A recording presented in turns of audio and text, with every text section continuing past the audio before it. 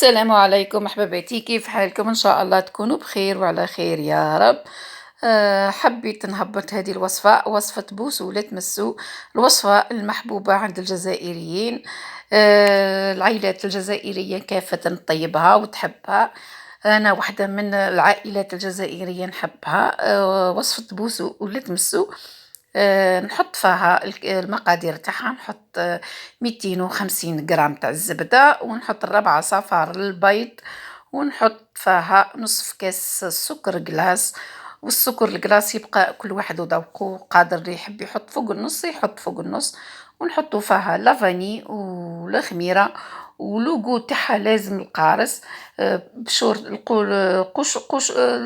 الزاز تاع القشرة تاع القارص نرابيوها، ونحطو نعصرو نص حبة تاع القارص فيها، ونوجدو نكونو وجدنا اللوز تاعنا مقدار كاس نحطوه في الوصفة. ومن بعد نضربو بالباطير حباباتي المقادير كاملة، ومن بعد نضيفو الكمية تاعنا تاع الفارينة. الكمية تاع الفارينة لا تكون 3 كيسان، والكاس الرابع تحطوه وحدة وحدة باه ما يجيكمش لي بات يابسة، وباه ما تتفللكمش كي طيب. هنا حباباتي هاني طريقة القسان. وأنا عينك ميزانك، ولا عندك الطابع تاع المقروض ديريه، أنا ما درت هاكا عيني ميزاني. كنا ما كيف يقولها الوقت ضيق تاع العيد ديما، الأيامات الأخرى ديما ضيقة. نتمنى إن شاء الله يعجبكم بوسولة مسو تاع قناة عالم فضيلة.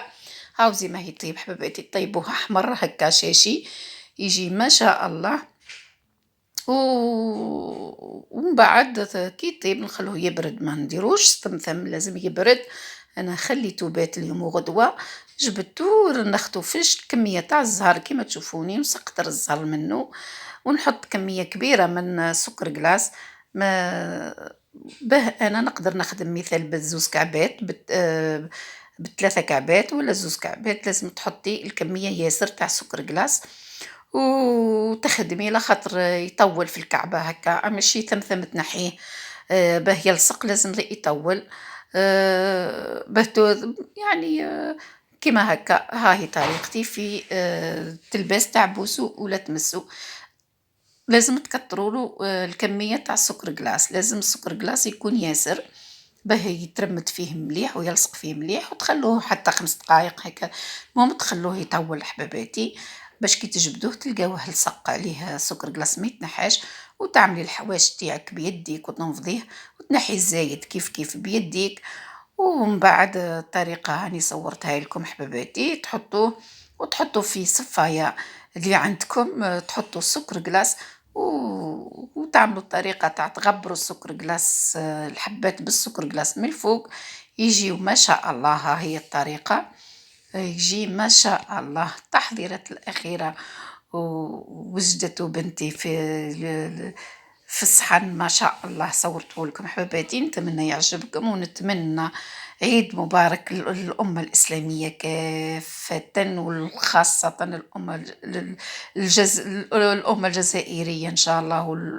يعيدوا على خير وعافية إن شاء الله، ويكون العيد هذا فرحة لولادنا وفرحة للكبار كيف كيف. نعلم أن العائلات الجزائرية كبير وصغير يتكسى ويطيبوا الحلو. إن شاء الله يا رب يكون العيد هذا فيه مغفرة للأمة الإسلامية كافة يا رب، صوم مقبول وذنب مغفور إن شاء الله، وعيد مبارك للجميع.